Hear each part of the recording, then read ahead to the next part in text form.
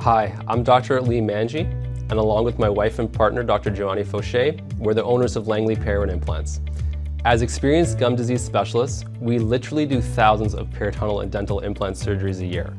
But sometimes you have those cases and those patients that really stick out in your mind because you make such a positive impact on their oral health and lives. So my patient Lisa was in her late 70s when she came to see me. She was just the sweetest grandma that you can imagine, and she came to the appointment with her son. Now, she came to me very much in the middle of the COVID pandemic when there were still a lot of border restrictions. She was undergoing dental treatment in California, but was basically stuck in Canada and couldn't go back to finish her implant treatment for her bottom jaw. She'd been in a prosthesis that was designed to last for 6 months for almost 2 years.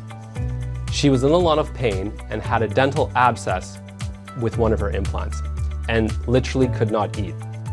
Of course, her son was very concerned about what was going on. She'd been put on several rounds of antibiotics to try and stop the active pus that was coming out from the area with no resolution.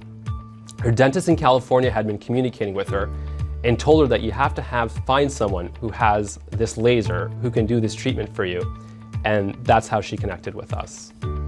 So immediately, I could identify that the back implant on the bottom right had lost more than half of the bone support around it, and it was a source of her infection.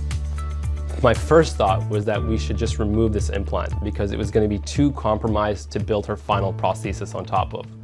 At our clinic, we do many full mouth implant reconstructions every year, and we know that the long-term success of these cases comes from having a strong foundation of bone and implant health.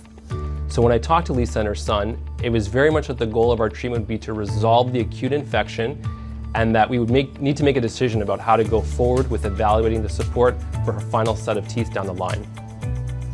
A few days later, during our follow-up call, she was already feeling much better and there was no more bad taste coming out of the area.